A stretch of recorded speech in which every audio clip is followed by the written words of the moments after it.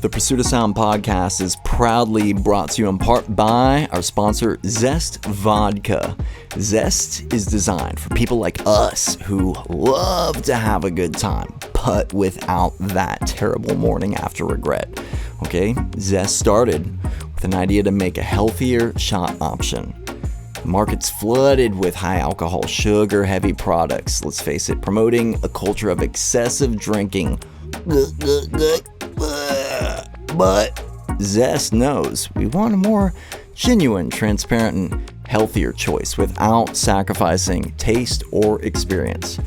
So after Zest studied consumer preferences and existing brands, they dug deep into better ingredients. So Zest boasts proudly half the alcohol content, but don't get us wrong, significantly less sugar and zero artificial additives commonly found in traditional shot brands. All right, crafting Zest Vodka was not about introducing just another shot brand. It's more about sculpting an experience. You know, an indulgence-free drink that upholds the pinnacle of taste and quality. They stand to revolutionize the shot market, guiding it towards a brighter, healthier, and more transparent future. Yes, Zest Vodka. So please join us poolside, surrounded by friends, and enjoy Zest Vodka, crafted for everyone seeking a healthier choice. Drink responsibly.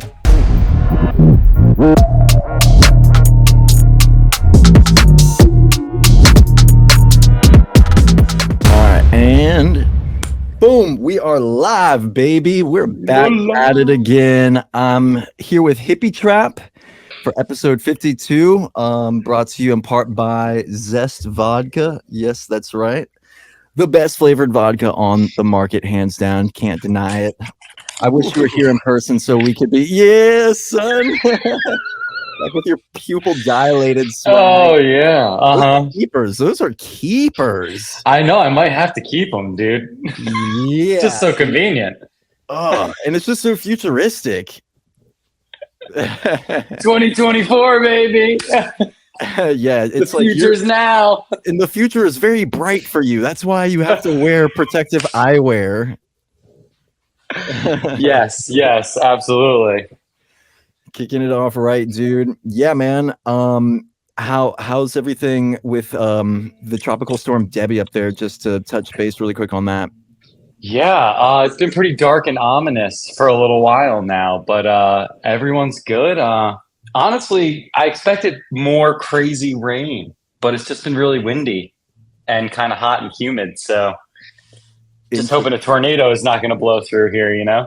Dude, yeah, the tornadoes are like the sneaky shots off of like the hurricanes or tropical storms. Like the East Coast doesn't really get technically much hurricanes, at least in comparison to the Midwestern tornado alley, but no matter where we live, there's going to be a natural disaster, whether it be flooding, a tornado, a hurricane, a typhoon, a freaking earthquake, snow. Oh, yeah. Snow. They have snow still? I thought they shut down that part of the weather machine. Definitely for this part of New Jersey, at least. Oh, my God. Just for now. Yeah. Because last year, even we go to Lake Placid every summer, and there was no snow. It was like hot out. It was very strange. Yeah, people at Harp are slacking. Harp? Wait, what do you mean? Harp? It's the Harp is the weather machine. So Harp. Oh, wow. Harp stands for High Frequency Active Auroral Research Program, which is a fancy way of saying, yeah, we're just messing with the atmosphere to control weather. Messing with the frequencies, man. Yeah, but I digress when it comes to conspiracy theories. Let's we can get there later, but let's massage it in. Just very easily. Let's let you sort of introduce yourself to our listeners, please. Yeah, sure. I go by Hippie Trav as my stage name. I make funky electronic music that definitely features a lot of guitar. I would definitely say there's large rock influence to it. I would say the project is also based on a lot of esoteric and spiritual sort of topics as well. But yeah, I don't know. That kind of sums it up in total. I'm pretty pumped because if you haven't heard any of my music, I put out a bunch of new music this year. The most music I put out this year in a year yet. So pretty pumped about that. Got a bunch of new tracks. And then I also have a side project called Hudson Funk Junction with my buddy Aaron Eckhouse that we put out a bunch of stuff. I feel like Hippie Trap's more of the kind of funky stuff. And then Hudson Funk's a little bit more the like heavier rock kind of influence. We've been doing a bunch of like drum and bass stuff, which has been pretty fun. So just keeping the tooth to the grindstone on trying to be consistent with the releases. I know you get it, you know. Yeah, dude, I feel that, and hats off to you, and just yay, because the releasing of music is where it's all at, and I'm stoked to have you on because you are a fellow instrumentalist and like producer, and you've got that hybridized sort of mind, kind of like me.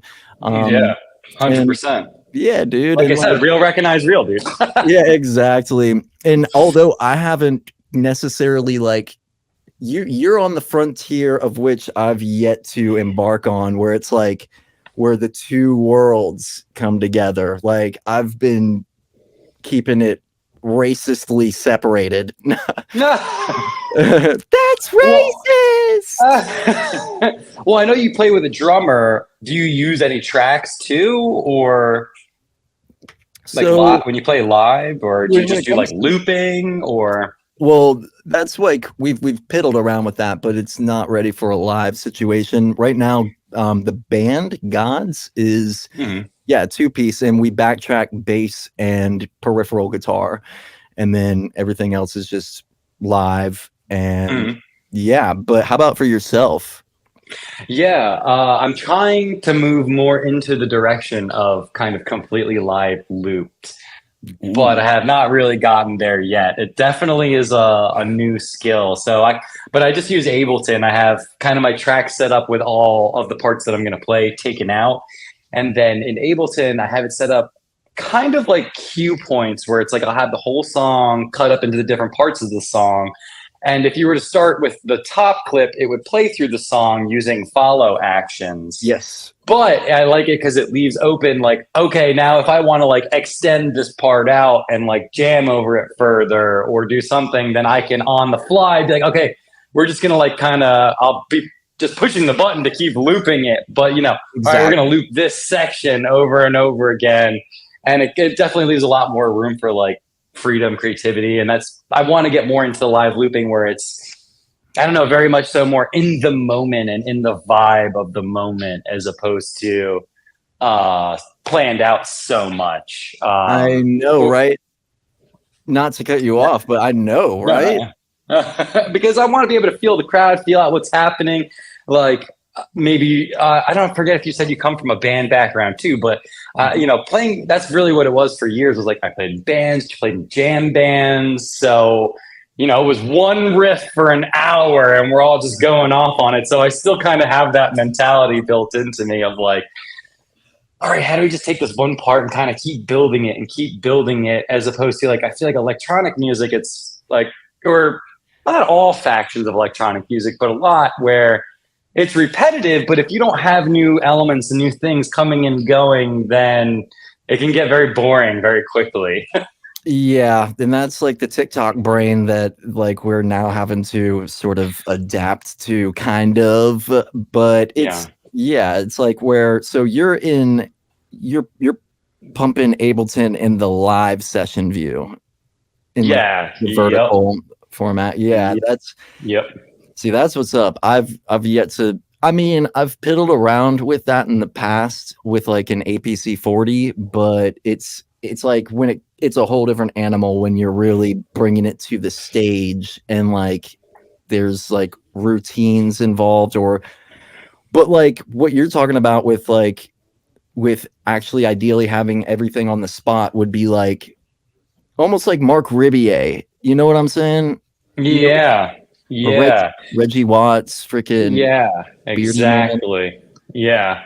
So I feel like what I'm thinking is it's going to be like, I have maybe some drum racks built out, or like, and that way maybe there's like a knob and like, okay, I know when I turn 3 clicks or whatever this way that it's this song's drum kit. Then be able to play that drum beat, get that loop going, then kind of build the pieces of the song out with the presets from the songs that I was using before. But being able to almost play it live too is going to be like, okay, this is going to be like a live, like reimagined version almost, like still keeping the same motifs and such, but okay, I got this other track playing, and now I'm jamming this melody over that, but I'm jamming the melody live is kind of where I'm seeing it, like live remixes and being able to play it.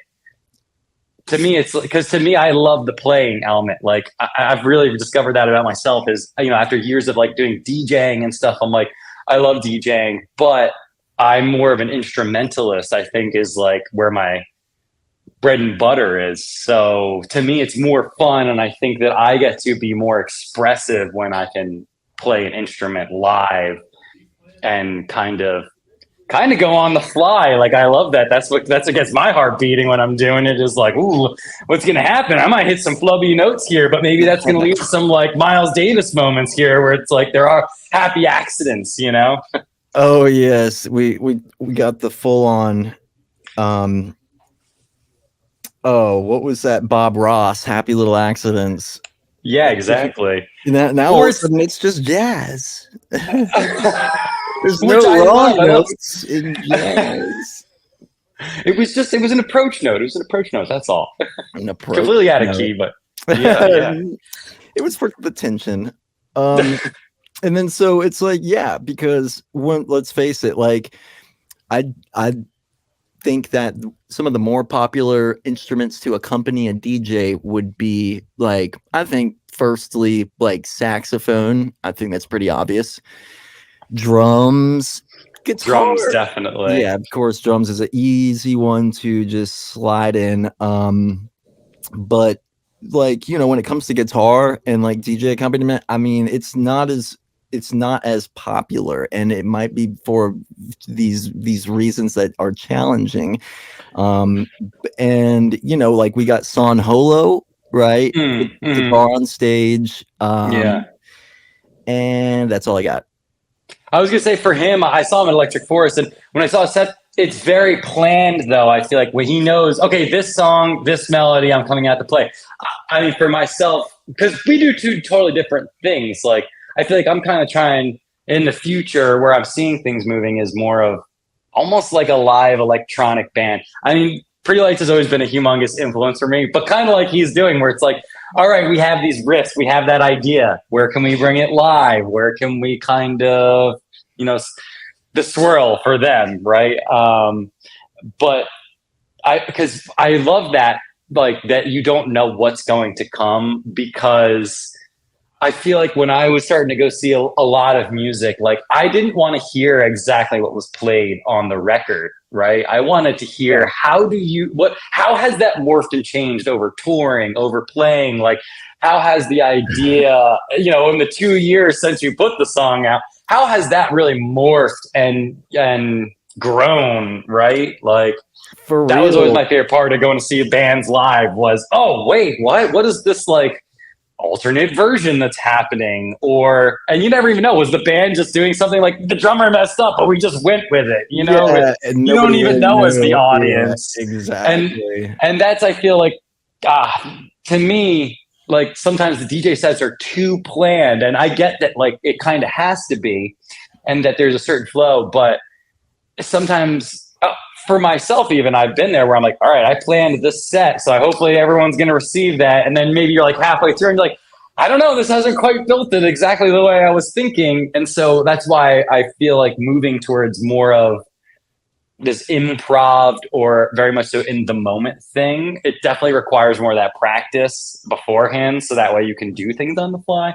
But for me, I want to create an experience that's like kind of a one-time experience. Like no two shows are going to be the same. No two, and that's where I think a lot of like jam influence comes in for myself, because no two jam band shows are the same at all, for sure, right? Like there's no way they're playing the same notes, like same riffs, same ideas, but how they move through all the songs. And I always loved about jam bands too, how, you know, Disco Biscuits, they start a song and then 3 days later of the tours, then they pick up that song in the middle of the set and finish it. And it's only if you're following them do you actually know, like, oh, they started that one in Birmingham and then they just finished it in Tallahassee, dude. Like, I want to be able to do some cool stuff like that, you know? For real, man. And it's like that, because even starting with the talking point about the DJing and the planning of like the sets and stuff, like the more that I got into DJing and stuff, and the more I started to discover about like all this stuff, preparation and whatnot, and how some people are like, yeah, well, like, you know, I'm planning out my set and stuff. And I'm like, why would anybody plan out a DJ set? Like you really aren't going track to, like, for me, it's like, there's no way I would ever do a pre-planned set. There's no way I have ever done that, and there's no way I will ever do that, because it's losing everything that is supposed to be intended for the live purposes only. And then it gets you to being trained for improv. DJ wise, it's so much easier than with an instrument, let alone instrument in conjunction with DJing. It's so easy. I'm like, word, I get it. Maybe pick out like the first 5 songs and then like have like 2 ending songs picked out, and then everything in between is just like, we'll see like what happens. Because you don't know what people in that crowd are going to be feeling. And I know you do a lot of events. Like I know you do like weddings and stuff like that too, or like more maybe like more corporate, less electronic and stuff. Is that right? Or yeah, I just infer that from some of the videos I saw and stuff? Because those events especially are like, you get such a mixed bag of people, older people, younger people from all different just likes and wants. And so you can't plan that stuff out really, because if you do, then you're going to be sitting up there with like, there's nothing more nerve-wracking than, okay, I've played like 3 songs that I thought were going to be the one and they weren't. And that's like, to me, the DJ's job. I just saw some video on Instagram that was talking about that too. It was like, just talking about that. Your job as the DJ is to not just play bangers. And I feel like that's what's come to, right? Is like, how can you just play banger after banger after banger after banger? But it's like being able to play stuff that's recognizable to people, but then also kind of takes them maybe a little bit far away from that. And I feel like when I was starting to do some of that stuff, so I'd be like, okay, I'm going to have sections of things. So like, okay, we're going to go into like the hip hop kind of part of things. And like you said, like, you're going to have the first couple songs that I knew would be like awesome. And every crowd likes this song or something, you know? And then you kind of feel it out after that. Like, okay, do we keep going hip hop? Were they feeling hip hop? Or are we going to go trying to transfer to something else and see if they dig that instead, you know? Yeah. Because sometimes you could go to something that was working, and then since your set was planned to move away from that after this number of songs, why wouldn't you want to keep, as long as it's working? That was the number one rule I was taught was, if it's working, don't stop doing that. Keep going with that until the crowd's kind of not feeling that anymore. Then move on to something else. Like, that's pretty reasonable. That sounds reasonable. Like on paper, it really does, and that's a pretty good way to start it. Yeah, straight up. Yeah, once you feel some disengagement, then shift things. But you know, it's sometimes letting it get to the point where it starts to get stale is almost 1 degree too far. And it's almost like, oh crap, I've got to predict, almost like to where it's like, let's put the crowd on their toes really quick, because I bet they are expecting another 70 BPM, like whatever. But then I'm actually going to create a 30 BPM transition into this 100 BPM banger that will lead up into a 130 BPM transition into this other thing that can lead right back around to 70 BPM from a 140. Like, it's just, let's keep on. Dude, I thought you weren't going to talk about the conspiracy theories. But. Yeah. Now all of a sudden I'm just letting out too much information. No, but absolutely. Like, you're the orchestrator, and no, I totally agree with that. Like, if you do let it get to the point where it's starting to get stale, without that idea of like, okay, we better start thinking about what is the next thing that we're going to be able to boom. But within that, that's what they were talking about in this Instagram post, is that it's about like a fluctuation, and that it can't just be like up here all the time, right? Like, No, there needs to be some like bring it down and bring it up. And I feel like when I study like my favorite DJ sets and stuff, there's definitely those points where like everything clears out. And even a good track in general, usually there's some kind of like peak and trough, right? Like, either the song starts at the chorus with the hook and kind of drops out and empties all the instruments out to build it back up, to bring it back in, or or it starts slow and builds up, but there has to be contrast, right? And so it's not just songs, it's also the whole performance. And that's any performance, any good band that you go and see. I think that they've gotten to the point where they understand which songs really get the crowd going, which songs don't, Yeah, and that's just like, I'm glad we're getting into this portion of the deep end already, where it's like, yeah, because then it's interesting when it comes to, yeah, like a band, and like versus if you're just DJing alone. And if you're just DJing alone, what that environment is like, what are the stakes like? Is this a main stage festival? Is this like I'm DJing to a restaurant on the beach in Charleston? Like, right. And then everything is very specifically tailored around that. Like, I'm not gonna play. We would never play the same set like from a nighttime club as we would during like a daytime family friendly environment. And there's always like this wiggle room to be had in creativity within the spectrum of each of the environments. Absolutely. And that's where like, yeah, I don't know, the masters have mastered that, right? Like orchestrating, understanding their audience, right? And I think that's where maybe, I don't know, there's like a crossover there. I feel like in the beginning of your journey, you're focusing so much on your own, what am I doing? Instead of focusing, well, wait, what does the audience need? And how am I connecting to the audience, Exactly. And that definitely depends on what is the event, Exactly. And so, yeah, like there was like this whole first flush of, in my experience, this like first flush of like this funky like style, this funky electronic style. And like, I feel like one of the bigger artists that kind of like brought it to me first, that I found out, was like the Floozies. And then, because I forgot to mention the Floozies earlier, like with, yeah, that's like the perfect blend between like almost like DJ-ish, almost band-ish, but like kind of improv-y, live drummer. Like they're brothers. Yeah. It's a 2-piece band and they just sound so full. Dude, one of my biggest influences, and completely agree.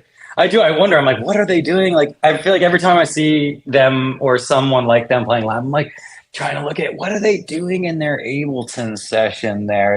Do they have it laid out the same way? Is it just a drum beat? And then they're building everything else just on top of that, including the drummer. And I think the drummer does, I could be mixing it up with Iodo, but he had like a whole thing where he had like, push this button and it does a reverb blast while he's doing a build up on the thing. So it was like he was doing live effects on his drums too as he was playing live. It was pretty sick. I think that actually might have been Iodo, who is also pretty sick, pretty cool. Yeah. Which, talk about improv. They're one of those bands that they do everything on the fly. Like they make the song up on the fly, and then they erase the entire thing a lot of the time, where like they're just like, okay, that was it. What do you guys think? Seriously, I'm like, that takes balls, dude. Like, I get anxious thinking about it. It's like, what happens if it isn't good?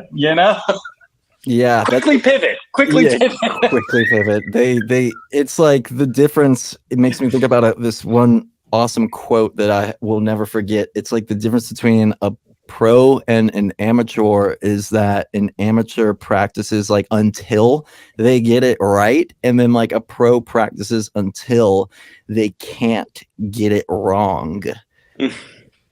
You see what I mean? And then so like, absolutely. that's like the line between pro and amateur is that these people they're fully pro in that specific craft, like to the point where it's like they know how to like pull it off, you know. And then like there's clearly so much work involved to get to that point, and it's not for the faint of heart. And the more people you get involved, the more complicated it gets. Aligning everybody to like the same improvisational train of thought, to that same subconscious place. Like that's like, when you say that's what it makes me think, is like you have to practice enough that it's just subconscious. It's just, you're not even thinking about it. That way you're not thinking about the actual performance. You're just thinking about, I don't know, getting out there and just doing it and connecting and like kind of and having fun, right? Like it's supposed to be fun. Yeah, exactly. That's that flow state. A lot of work, but and then so from that first flush, flow state, yes, yeah. Totally, so absolutely. From like pretty light / floozy / grizz, if you will, into this second flush. All right, so we're like kind of, I feel like we're in between a second and third flush of this genre style. Like the first one I already said, second kind of more like slightly heavier ish, kind of like next generation grizz, maybe some so down elements, people that are going a little bit more aggressive with the style and experimental. Pfeiffer, I don't know. There's starting to be like these next people, right, popping up. And then absolutely, as they're starting to pop up, there's like still like the undercards, like that are working up, like say like the hippie traps, like that. It's just a little bit more time, really, like where you start to see where everybody's at and what's happening and where the confluence of influences are going and everything. And so, you know, I've got a pulse on your radar, that's for sure. That's why I got you on. I love it, dude. I so appreciate being on, man. I'm back at you, dude. I'm like, all right. I love seeing other people again doing like live instruments, electronic, but you just got your hand in like every single cookie jar, producing all the tracks, and you know, being and also an engineer and obsessed with, you know, the production and the engineering and being an audiophile. That's what I was thinking, was someone who's also just obsessed with the quality of everything, you know, which is getting tougher to be obsessed with these days because people don't care about quality, or it's not, you know, it's not the same as maybe it was like from what we hear back in other times when other mediums were bigger, like vinyl, right? Like people used to buy a vinyl. They had maybe a nice like listening space, that they had a nice stereo system they spent a lot of money on. And, you know, now we're all just listening through AirPods and, you know, over Bluetooth and all that, which is great and convenient, but leaves something to be desired maybe in the way of like true quality audio. Yeah, it's funny because, yeah, as we increase the technology, it almost like inversed everything, because, yeah, as people will just rather buy a pair of AirPods and then not just like some cool studio speakers. I don't know, like, because it just doesn't make sense for them. And so, yeah, it's like they get that now at the club, like where there's like the fully flushed production of speakers, line arrays and stuff. And yeah, dude, I completely, I feel that. And it's like so easy to start losing the curiosity to improve the quality by hand when you can just buy the next gimmicky ass VST. It's like, oh, everything. This one really does everything now. I'm like, you got the ad on Instagram or something, of course, you know. oh yeah, and I'm like, well, okay, word, because I have like each one of these things technically already, but you're just repackaging it. It's marketing, baby. Yeah, no, It's like, let's just play to your insecurities. Does your music suck? This will make it better. yeah, exactly. Just one button. Push this one button. Yeah, literally, AI will take over and make you sound good. To me, that's just boring, dude. Like, to me, it's, and I know I'm sure you're the same. Of like, I get obsessed going down the rabbit hole, man. Like, learning all the techniques, learning what they used to do, learning what they're doing now, and why does it work, and we are in such a new space because, I mean, digital's still really new, and I feel like finding its way, and it's just exponentially jumping at all moments, like the tools that we have available.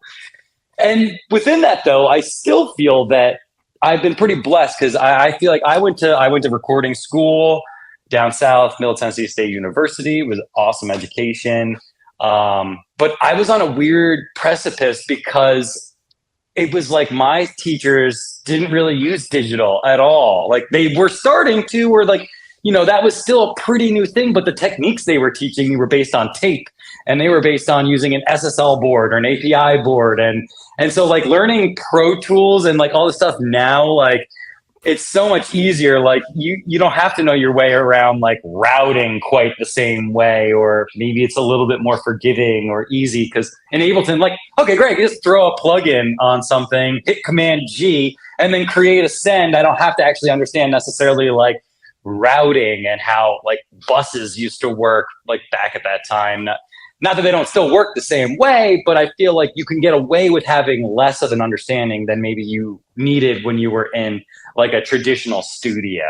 And what I'm saying though for myself is I feel blessed though that I learned those techniques and learned that way, as opposed to maybe now like a newer way, which is, I don't know, I think it's just way different, like the way that people learn now. Like there was YouTube and stuff, but no one was really creating content and showing people how to do that. I think that back at that time, you really still had to like work with a producer, an engineer, or someone. And even going to school was difficult. When I was applying to colleges, I think there was only like 5 like actual universities that weren't just like almost like a trade school that actually had a audio engineering or music production degree.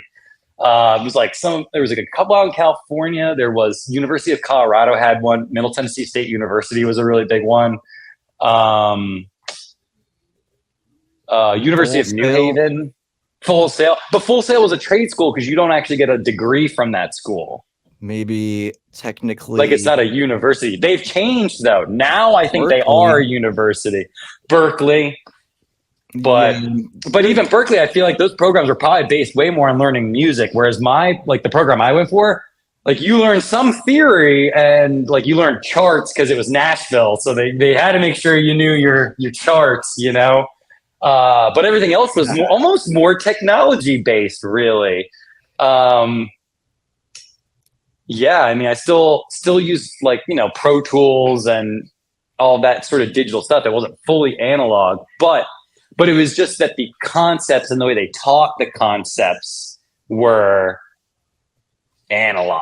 You know what I mean? Like with the principles of analog as opposed to digital. Like one very basic premise was back in the day, you could clip the shit out of the board. And that's what I think is weird is now we're still seeing people are now getting back to, okay, we clip things, but I think it's a very different reason why those two things happen. Like, back then it was the circuitry in these boards and everything was like top notch. So when you clipped the Neve board, I think they talk about this in the Sound City documentary, if you've ever watched that. It's like, was David Grohl talking about it or one of the engineers there? He's like, you turn it up a little bit on the Neve board and the drums would sound awesome. And then if you turned it way up and it was clipping, it would sound awesome.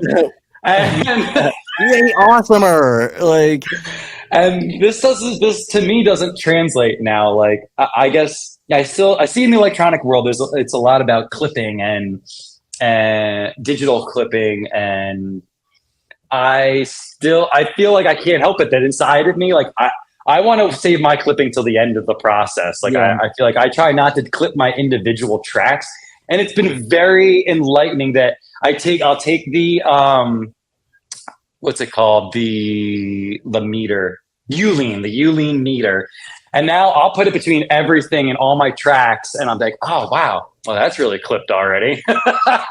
It's like half the game is just going and turning everything down. Like if I had to give one major piece of advice to any beginner producer, it's turn your tracks down and your speakers up. Yeah. And then clip at the end.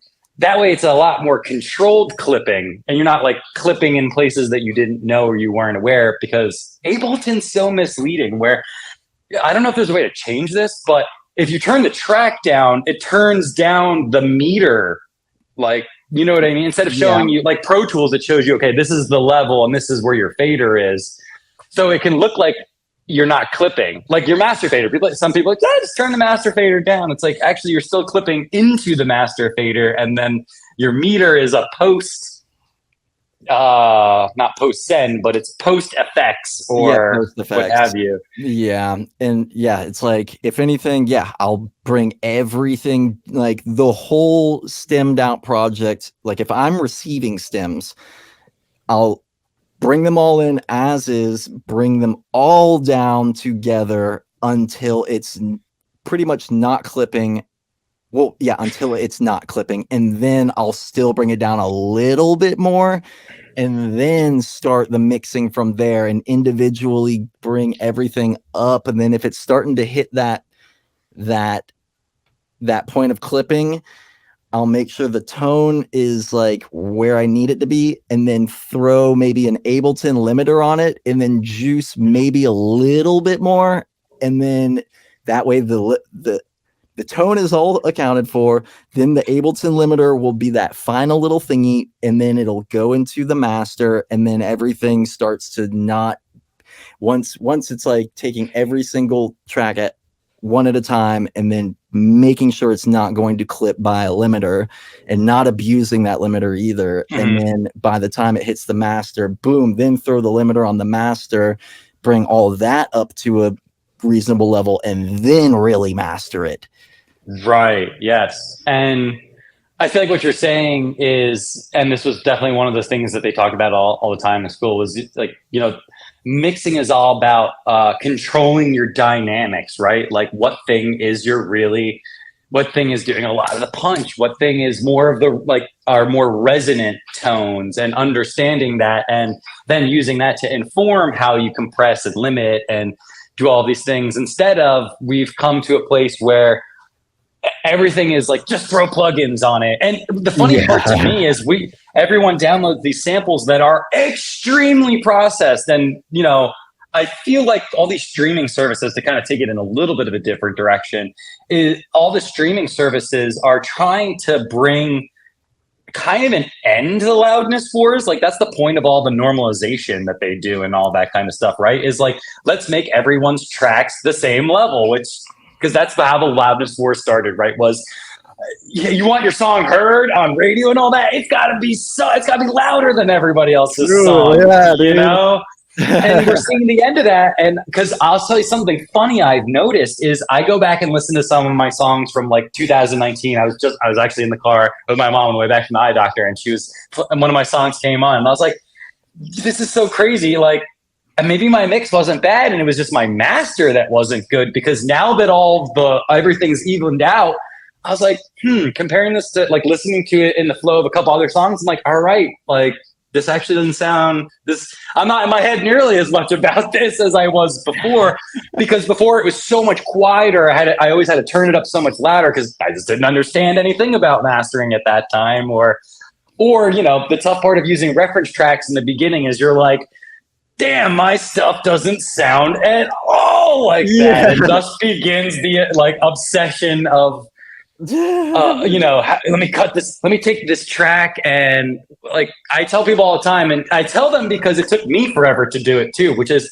dude, make a track in your session and pull 1, 2, 3 good songs that you think you really like. It doesn't even necessarily have to sound exactly like your song or something, but that you think is a good example of a good mix, a good balance, and then use that, B it, of course, like, get the same level. You're probably going to have to bring that track down a lot unless you mix it a very hot volume, which some people do that these days. But to backtrack just a little bit, because we were talking about like it mastering a little bit, and it's controlling all the dynamics and keeping, like you were saying, that end limiter. It sounds like you're almost trying to keep it more transparent until the end, until definitely. You know the tones are all controlled. And I feel like that's another thing that I think about lately, and especially for my own stuff, is like less is more. Because if you do use samples, like most of those are already limited and compressed, and maybe like you just need some slight EQing to fix it in. And what I think has been really like the biggest realization for me recently is that, dude, hold that thought. I really got to take a leak. I swear to God, I'm so sorry. I'm like holding this in. I'm like, I'm wearing khakis, dude. I'm not going to piss myself. Dude, do it up, dude. Let me get right back. It won't take long, I swear. Yeah, do your thing. All right. Hold that up. And we're back. How about that word from our sponsors? Blue Chew. That's right. And Viagra. It's Hippie Trap's favorite male enhancement. He's like, I'm on Blue Chew right now. Can't you tell? But yeah, I'm ready to unpack this talking point a little bit further with you about, like you're talking about getting the EQing and everything in place. Go on. Oh yeah, mixing topics. Oh yeah, I love the mixing topics, dude.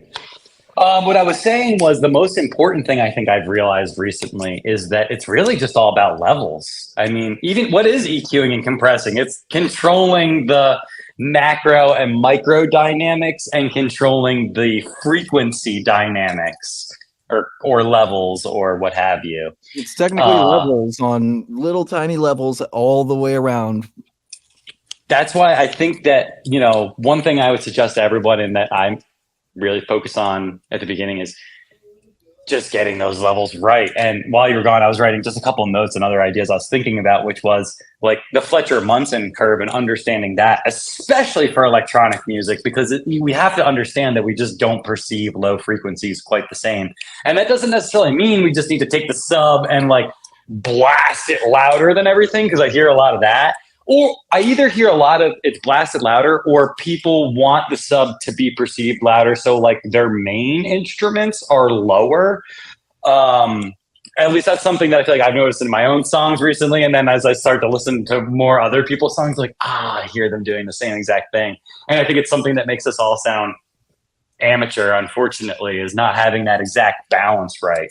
But it takes time, and it takes making mistakes. And I think the one compassion we can all give ourselves is that developing good mixing ears takes it either takes a long time or a lot of listening and a lot of courage to just put shit out, make mistakes. Like we lose our objectivity when we become so obsessed about, is this good? And then we can't, I don't know, let it go almost, right? Because sometimes we have to like walk away for a couple days, a week, a month even, or sometimes that track just needs years to sit on the hard drive, and then you open it up and you're like, oh wait, shit, now I get exactly what needed to happen for that. Like, yeah, and you can't fake your way to that point either. It's that's the thing about it, is that it does take a long time. As I was in the restroom, I was thinking to myself too about what you were just last leaving off on, and it made me think to the point where it's like, I started to create a comparison in my head about these reference tracks. Like, you're working on your track, and then you bring in a reference track, and imagine that reference track is like, that person has already, say, climbed Mount Everest, all right? And that's what you want to get to, is the top of Mount Everest, but it's a very hard thing to do. And so therefore you're like, you almost psych yourself out, and like you're like, how am I supposed to get to the top of Mount Everest? But then after a long time, this is like the metaphor about training your ears and stuff, and like all this stuff. It's like, instead of focusing on like getting all the way to the top at the beginning, it's like, what did they do? They took it literally one single step at a time until they made it to the top. And then you can do that same exact thing. You just have to worry about taking things one step at a time. And then you'll eventually see, oh, that's how they got there. Oh, wow. Maybe I just wasn't EQing out the low end on everything else, and I wasn't ducking enough of my mids, and I wasn't doing left-right EQs, and I really wasn't multi-band compressing these things the right way on each individual channel. I really could have been exploiting more texture by raising the attack on the top end and like lowering the release and like this, that, and the third, and then blah, blah, blah, blah, like... Dude, totally. Literally. And this is though why I love mixing, is because I feel like it's the exact middle ground of creativity and technical skills, like, or analytical and creative skills. Because usually being too analytical is kind of the bane of creativity, in my opinion, because like you said, you compare yourself to someone else's song, even in the writing phase. If you're like, okay, let me pull someone else's song in here and just listen to it to kind of see how they built it up. But all of a sudden you've almost like lost your own idea sometimes if you bring it in too soon or not at the right time. Yeah, it'll fuck up your influence. Yeah, it'll fuck up your influence, and like, then you just kind of start sounding like someone else as opposed to yourself. But like, where's that line, right? Because like that person, like you said, maybe they have gotten to that point where they're able to make it so their audience knows where the song is going without being familiar with the song. Like, I feel like that's what makes a lot of great songs, is like, you want to build it up so people feel like they know where it's going. Yeah, this is a very good point. Like, it has a familiarity to it, so that they don't have to think so much. Because that's one thing I've started to think about a lot with mixing too. Then the idea was started off by Il Gates, where he was talking about, and in one of his producer presentations, he was talking about how our brain can only focus on so many sounds at a time, like 3 to 5 elements or something like that, if even that these days, right? And that's why I feel like you hear so many songs. What almost the better songs, what do they all have? Very few elements in them, and that's what allows you to compress them harder and make them so much louder. And that's what like, man, analyzing other people's songs, like, it helped, yes, take me out of my own influence, but at the same time, it helped me realize the places where I needed to re-influence myself, because I grew up on like Mars Volta and like a lot of prog rock music. And so I love stuff that's like super busy and crazy production and blah, blah, blah. But is it a hit necessarily? Probably not, right? Like, it's probably some avant-garde, awesome stuff like that. But, you know, now I listen to a lot more electronic music, and it's kind of the complete opposite. It's like, how do we bring this one element in that grabs your attention, and then this, and what are usually the elements that are the loudest or the most prevalent, especially in electronic music? It's the kick, snare, or maybe just say drums in general, but probably kick and snare, your bass, and your lead element, right? And those are the 3 things. And that's actually informed how I mix the song now too, because I'm like, mix those three things first. And that way, anything else you can kind of tell, is this adding to the idea, or is this distracting me from the idea? Is this building more tension? Is this building more interest? Or is this making me really confused? And the thing is a good song is easy to mix. Like, a good production that has elements that fit into all the different, you know, frequency ranges and aren't trying to take your attention all the time. And this is where it kind of is that creative and analytical, like, juxtaposition, right? Like, they're kind of fighting each other, but they're kind of working together with each other too, when you figure out how to make them work together, which it definitely comes down to the studying, in my opinion, because the more I've taken, even without my own song in there, like, I'll be like, let me take this Grizz song, let me take this other song, and I'm going to take an EQ and I'm going to cut everything down to 100, let's just hear everything happening below 150 hertz, or even mess around there, 150, 200, and be like, okay, this is clearly where the sub, the kick, the bass, and learn for what songs you like. What are the frequency ranges? Because I know one mistake I was making was all my, like, all my super low stuff, I would always think that, okay, I need to boost 40 hertz on everything. But it's like, I would go in their songs and hear like, wait, no, actually the kick and stuff is usually like a little further up. And that's what makes it so I can hear it on other speakers, or you start to learn which frequencies produce what kind of sounds. And I think that's a huge part of mixing too. And one that, again, takes extreme amount of time to develop is understanding like, okay, 60 hertz sounds this way, but 120 hertz sounds this way, and they're kind of similar. And how do I describe the difference between those things? And that's one thing I've tried to do too now, is like try to describe the song in like almost non-technical terms. Like, how does the kick like make you feel? You know, it makes me feel rumbled, or it makes me, you know, and okay, so I know I got to look down here at some of the frequencies that would actually rumble something, not up here where, okay, 120, 150, 160, that's way more of like a smacky, less of a ooh kind of sound. And learning how those and again, the cross point between creativity and being analytical and learning, okay, these kind of tones really like cause this emotion or this vibe, and these tones do this. And then learning how to manipulate those throughout the entire song too. Like, at a most basic form, like, okay, you hear intros where they'll cut off like a little bit at the top end, and then boom, when it hits in, it all sounds a little bit brighter, and it all adds to the story of the song and the emotion. And I feel like if you have those sorts of things in place, then other things can be more forgivable. Maybe it's not the craziest, most interesting melody, but the way that you learn to introduce that melody to everybody is what gets them hooked in all of a sudden. Yeah. You know? Nuances, right? You know, exactly. And that's the more and more you get into it, you're like, oh, I've listened to this person's song, and you're like, wow, like I'm only paying this one thing, but once I listen way deeper, there's so much other stuff that's really playing into this. And kind of goes back to the performance that you were talking about, performance studio, where these artists have learned to subconsciously make that happen, and it's like subconsciously a part of their brand and marketing. And it's a crazy thing to be an artist. I know, it's like one does not simply just produce a dubstep or like a EDM track, whatever the example is. It's like, yeah, everything's gotten easier, and then everything's gotten kind of harder. So it's like, it's like things have improved, but we're still kind of held back by like certain things as well, you know.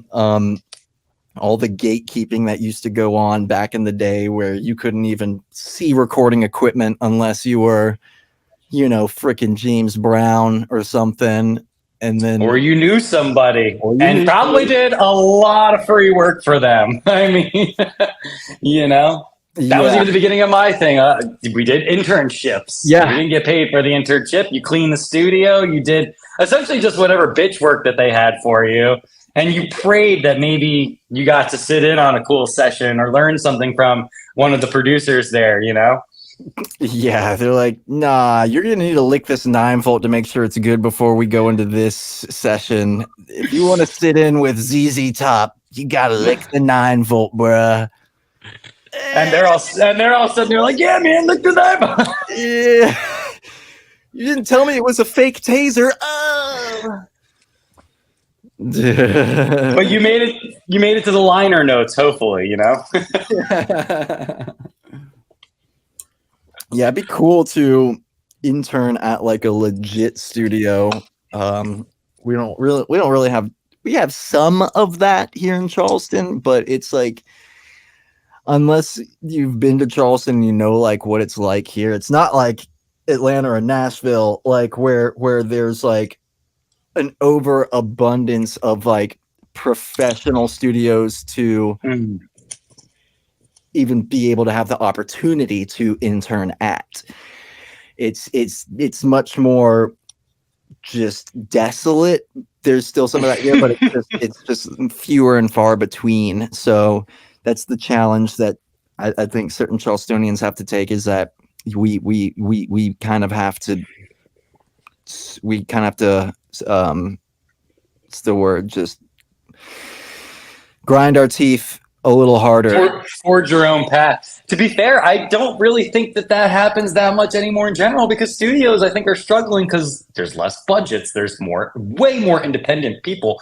Kind of the point of the Spotify thing. It's like we've lowered the bar as to like you said, there's no gatekeeping anymore. Anyone can download Ableton and buy an interface, and now they're a music producer, which I think has good and bad implications. Like artists for everybody. Everybody can be a creative artist. But not everyone can go and be the biggest artist, though. But everyone can be an artist. But it's created a lot of noise, you know what I mean? And made it, again, now it's almost in the way that Spotify has kind of devalued money. It's made it about like the hustle of social media instead of about the craft of music. So true, dude. So true. It's not even a profound thing to say. I think most people understand that, you know, but it is true. And how do we bring it back the other way? Or I feel like in general in the world, it's a confusing time of, wow, things are fucked up and what the hell is going to happen? And so I'm very curious to see like what new technology will come out or something. Because like you were just saying, like, I think the technology helps us, but it also hurts us because more options is not always a good thing. Like, especially for creativity, having some lines to draw in is good. Even if you're going to go draw outside those lines, having the lines there helps guide the creative experience in a way. I do agree. You know, you gotta, I've heard it said before, and through different stages of angst had different opinions on it, but it seems pretty tried and true that you kind of got to know the rules to break the rules. And absolutely, yeah, in the technical marketing and the artistic sense, because again, knowing the rules means you understand that familiarity that people are also going to understand. Like, okay, most people think, you know, a song sounds kind of like this when it's the intro of a song or something, and it kind of sounds like this, or it needs a hook. It needs something that's familiar or recognizable or repeatable over and over again in order, like those will always be elements of a song that need to be there that help people understand, like, it's a song, it's a pop song, it's a funk song, it's a this kind of song or something. But then within that, now we can really go color outside the lines and do all sorts of things. And that is where it's interesting, where like technology and other things bring us, because it creates new avenues and new happy accidents that can happen. I feel like Ableton is like king of that, especially the new Ableton, which has all these AI features to like randomize and make stuff better. And I'm not gonna lie, again, I'm like old school, dude. Like some of that stuff, I'm like, are we going too much the wrong way? Like, good question, dude. Not to be a purist. I still have not dabbled in AI just because, yeah, I don't know, man. It's just like when there's already so many freaking things, and then they're like, oh, and then by the way, AI anything. You could just AI synth, you can AI voice, you can AI. I'm like, you can stick an AI up your freaking A. Oh man, dude, I'm with you, because you know, now we have all these mastering services and plugins that are going to use AI to analyze your track and tell you how to get it more balanced and how to make it sound more like this track. But is that not almost limiting us in a way? Like, it's taking the human emotional element out of it. And that's where I just feel like maybe that works in certain non-emotional like sections of things, but like in something like a creative endeavor, it's about the human emotions. I think we've forgotten that music is about connecting people. It's about artists connecting to people. It's about music connecting to people. It's about music that makes you connect to yourself more. And we're not robots, so I feel like I'm curious to see how that will play out over time. I think a lot of people think that it's an interesting, quirky thing to hear AI music and, oh, wow, this sounds like Drake, but it's AI. But in the end, I don't think that that's actually why people like go to music, you know? Or maybe music has changed and maybe I'm just a dinosaur or something. But I know. And see, it just shifts so much every single day. It's like, even though we might not be using AI today, who knows, we might be using it like later this year in a better way or something like that. Because yeah, it's just, it's to the point where it's like now like these AI plugins are almost designed to sort of like where you don't need to think about maybe whatever it is. Like it's like it's like unthinking, and it's like that's not really what I want, because when you start to like learn exactly, oh my gosh, well, the release knob on this band of this multi-band compressor is going to affect the whole entire mix in this way if I just barely do this, and then now it's in the sweet spot, and then adjust the attack on this multi-band of the master multi-band blah blah blah blah to get that sweet spot, and you like start to hear it click like real time in your ears, where you're like, oh, now it's in the pocket. Whoa. That's a magical moment, dude. Yeah, those sweet spots is what I like to call it, like the sweet spot of compression, where all of a sudden that vocal doesn't feel that much on top anymore. Now it feels like it's part of the song, because you can't expect you to throw in all these elements that are supposed to comprise a song and then to magically mix together without you having to sit there and really be like, okay, I can get a lot done with the EQ8 really quickly. Just be like, boom, all right, boom, boom, boom, boom, boom. Listen with my ears in the mix, blah, blah, blah, blah. Now we're starting to ballpark it. It can take as much as like 30 seconds just to take it from 0 to hero. But also what's coming up to me as you say all this, and I don't even know if I've really thought of it this way before, but it's the journey, like, and using AI kind of takes a little bit of that journey of making those mistakes that made you learn where that sweet spot was, because you had to have made up like 10 songs where I was using the release at this point, or and that wasn't the right spot, and it took that journey, and that's where like you understood, okay, wait, these technical things are what make this like humanistic thing or emotion. Like, I don't know, how well are machines going to be able to understand emotion at that deep a level? I'm not saying that they won't be able to do that, or even that they don't do that at this point, but will they ever be able to understand like a human understands? Or again, from a more subjective or your own personal thing of like, to become a master, to learn and to be an innovator and do all those things, you had to go through those experiences of making shitty songs, making shitty mixes, and almost the mentality that happens, because this is kind of crazy thought too, that like maybe it's going to take away a little bit of that like humbleness. It's like you got to make an awesome song because you used AI, not because you actually understood like, this is how the frequencies need to be balanced. That understand these, like we were just saying, these frequencies make these emotions. It's just you click the button, or you use, not even necessarily click the button, even if you use it to analyze and you're using your eyes. I feel like we have learned so much. Like back in the day when they were making songs, there was no fucking visual elements, dude. They were just looking at like the meters going up and down, but it caused them to listen way more. And I feel like that's where a lot of stuff gets lost, is we don't necessarily listen as much. And that's why, because we're so excited about the technology, and it is exciting, the plugins, the cool synths, and all just random crazy tricks you can do.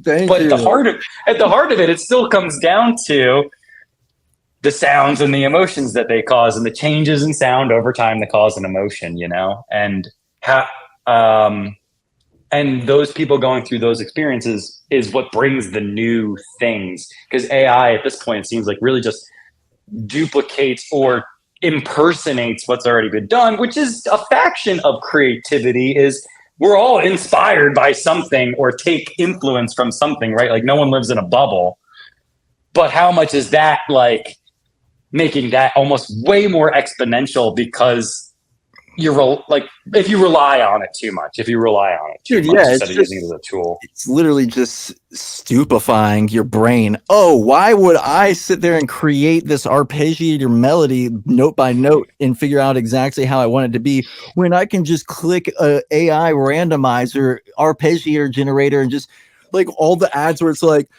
don't know how to make chords? Well, this company can make it for you. There you go. Those ads. And I hate that I get those ads. I'm like, I'm gonna fucking stab this guy through my phone right now. Like literally. Oh, word. Yeah, you don't have to do anything except drag and drop. Wow. New from Milton Bradley is Zero Creativity plugin. To me, it's like, wouldn't you want to learn about the music and want to learn this? Here's what it is, and this is our society. We've become so focused on the product and the end product that we've forgotten that music is a journey and it's a process, not just song to song, but over an entire lifetime of creating. It's a process. And I actually feel bad for people that rely on it too much because you're losing that. It's pain. It's pain and it's struggle, but it's like when you finally find that moment where the compressor's on the exact right place and all the other elements of the song are just right, you get an emotion that I don't think that you can get from there. There's a level of dopamine you're going to receive that it just can't be gotten if you did not go through those nights of, wow, I sat up all night, made this thing, woke up, and it sounds like shit. And now I got to start all over again. The amount of time. There's a resiliency you develop from that as opposed to, okay, now I've just gotten to sit here and almost like it's all happy accident. And I didn't necessarily, I picked out the right thing, but I didn't create it or something, you know? Yeah, call me. I didn't make that melody or write those words or... Yeah, I grinded until I had a breakthrough that made me feel like Stephen Hawking instead of just clicking the button. Yeah, dude, I'll be the first one to say it. Sure. Yeah, fuck these AI pussies. It's my own kind of sounds like what we're saying. Oh. That's not what I'm saying, but I'm just saying if you want to take the journey, I'd be happy to help you. You know what I mean? I'll teach you about some brought to you by Midjourney AI. And it's the last show that apparently we're going to sponsor for them. This whole podcast was created by AI. This isn't even the way we look or talk. This is just like if there's like a Terminator AI that's definitely coming, like the musical version of it is totally coming for me and you first, bro. They're gonna like put some kind of virus on our music or something. Oh yeah. Mm-hmm. Yeah, they're gonna get us. They're gonna get us. They're gonna be like, who are the anti-AIers? Let's give them COVID first.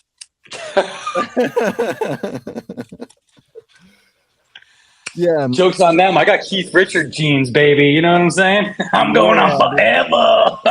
Oh my god, yeah, like Keith Richard.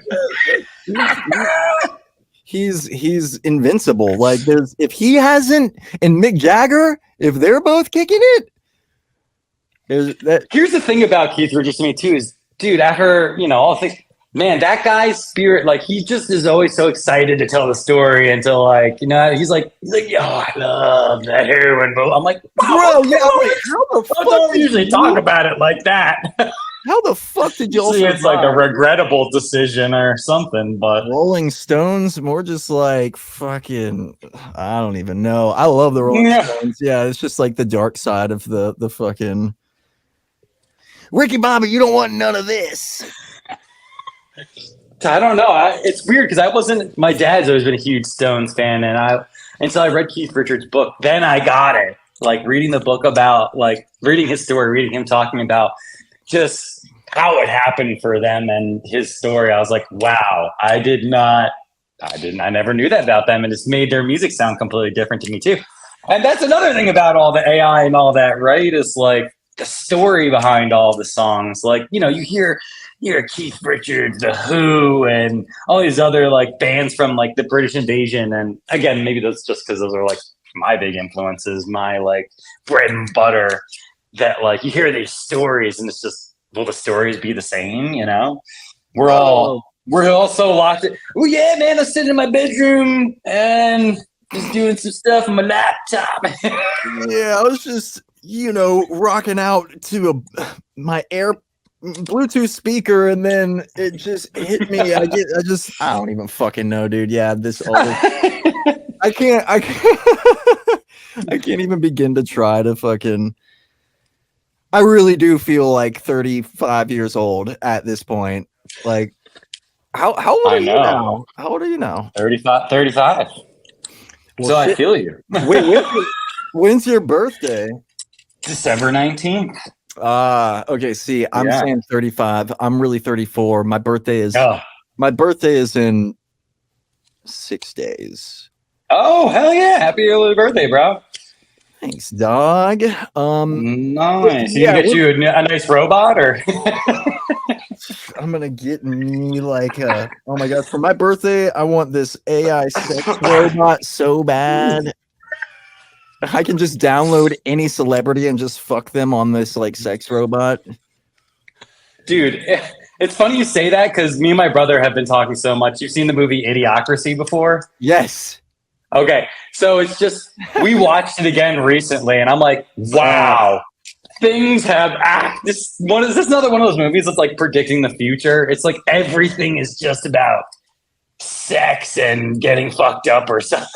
You know, like they really predicted what it was coming to, like the level of I don't know, it's just scary humanity, shall we? The That's level a nice way to put it. Idiocracy. Did you? And Idiocracy. like quite literally, yeah. And I need to rewatch that one. And one of the things that like I will see every like few months is like the same circulating video where it's like, oh yeah, when they were creating the movie Idiocracy, they were like looking for a new shoe company or something, this, that, and the third. I don't know if you've heard this before, but it's what? Okay, shoe company Idiocracy. Crocs, right? Yes, exactly.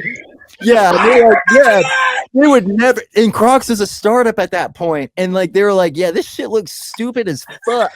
Yeah, little do they know they predicted the fucking future, and now everybody's walking around in the dumbass Crocs, fucking looking like a dumbass. Fucking all those stupid ass little buttons up in there. Look at my SpongeBob. Oh shit, I don't even know, dude. The world is weird, dude. We would wear Velcro shoes like fucking young geriatrics. I do love a good slip-on, though. Shout out Vans. I mean, yes. Oh man, damn, we're about there. Right on, man. We could easily have a part 2 at some point in the near future, but I don't want to hold you much longer. This has actually been a really good episode, in my opinion. I was gonna say I would love to come back on and talk some almost like mentality sort of things because I feel like we talked so much technical stuff today, which is awesome. But I love to get into the mind shit too. I know, right? The final frontier of the human psyche. Yeah, so it's like I even still, like, before we do our final plugs, what was it? Because like I swear the internet be internet, and sometimes like because this is like the first time like we've actually been able to have like an extended internet conversation. Yeah, like a face-to-face, quote unquote, like conversation. Like I swear it was just like I forget exactly how we stumbled across each other, whether it was me stumbling across you or the other way around. But it's when I came down to Charlottestone in 2021. Yeah, that's what it is. Which was awesome. Well, that's such a good time. Met so many cool people then. I guess also I don't think we got tons of time to talk then. We were all just playing, hanging out, having a good time, you know? Fuck me, dude. I completely, literally, Purple Buffalo. Forgive me for not completely remembering that. Charleston. Oh, dude. Yeah. Oh my god, dude. What were you doing in Charleston? Yeah. Well, I got asked to play the show. Morgan found my music online. Oh, it was Morgan long ago. Morgan and then I think, and they were like, "Yo, come down and play the show. We would love to have it." I was like, "Road trip, hell yeah!" Because I think was it right before, right? It was right after COVID, right? I thought it was like 2021, but it could have been. It could have been even 2019. Right, it might have been 2019. It might have been right. It might have been right before. Yeah, it might have been, dude. Really fun time though. But hell yeah, I met all of you awesome folks down there in Charleston, man. Oh, it was such a good time. Definitely need to make it back down there again soon. Yeah, we'd love to have you. And well then, dude, plug all of the things that you want to plug for the audience to hear before we sign off. Yeah, sure. Well, I have put a new song out like 2 weeks ago, I think. It was called Soul Song, and that's on all platforms. So I would love you to check that out. You can also check out some of my side project, Hudson Funk Junction. We put a couple new songs out. We just put a song out called Dark and Damaged, and we put a song out called Higher Destination. So if you like a little bit grimier, heavy stuff, check that out. Or just follow me on Instagram at Hippie Trap to stay up on all the latest and greatest. All right, so Instagram at HIPPIETRAP, Hippie Trap, and then That's right. So spell out the Hudson Funk handle for everybody. You got to spell things out right now. Yeah, no problem. HUDSONFUNKJUNCTION. All right, y'all give a good follow. We'll have all of the links in the description below. Woo! As always, obviously, yes, find this and all other episodes on the back catalog on YouTube, Spotify, Apple Podcasts, Google Podcasts. Literally anywhere that you will be able to find a podcast is where this will be able to be streamed.